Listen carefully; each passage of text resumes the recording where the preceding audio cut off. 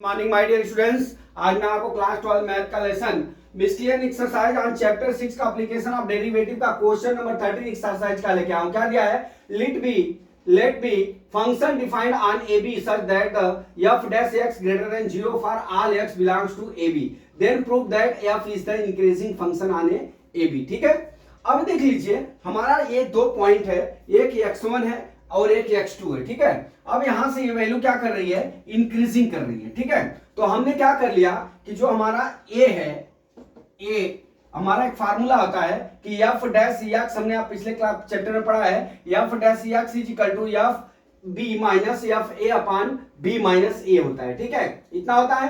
तो अब देख लीजिए हमारा क्या हो जाएगा, x2 बराबर हमारा b मान लेते हैं और x1 बराबर हम a ले लेते हैं। ठीक है, और f x is equal to हम क्या ले लेते हैं, f c ले लेते हैं। ठीक है, इतना क्लियर।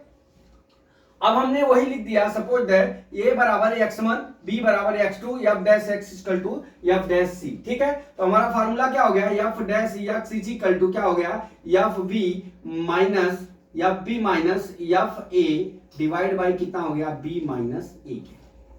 ठीक है, अब देख लीजिए यहां पे क्या है, x2 ग्रेटर देन क्या है, x1 के। ठीक है, इतना क्लियर है। f2 greater than x2 greater than x1 के।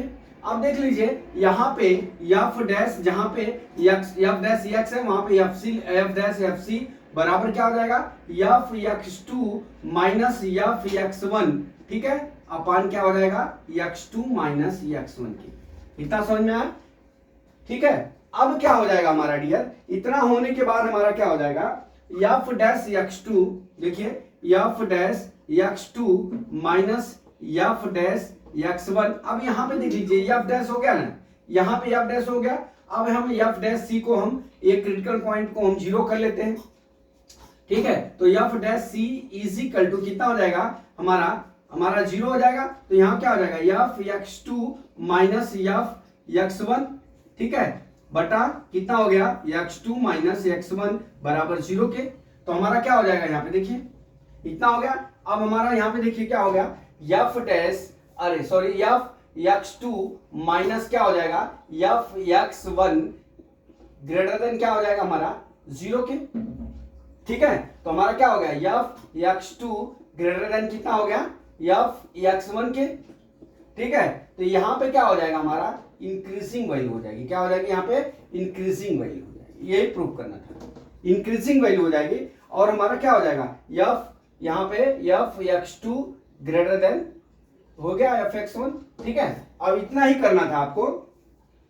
तो मैं ये समझता हूं कि जो ये आपका यहाँ तो फिर f डैश जो हमारा f डैश c होगा ना, f डैश c जो होगा वो भी ग्रेटर देन जीरो के। समझ गए? हमने क्या किया, ये दो पॉइंट है x1 और x2 जो है ये इंक्रीजिंग में है। तो हमने क्या किया, हमारा फार्मूला आता है या f डैश x की जगह हम f डैश c ले लिए, और क्या हो गया, f b की जगह हम b की जगह x2, a की जगह x1 ले लिया। और जो हमने क्या फार्मूले में पुट कर लिया, और पुट करने के बाद जो डेरिवेशन पोजीशन है वहां पे हमने जीरो कर लिया।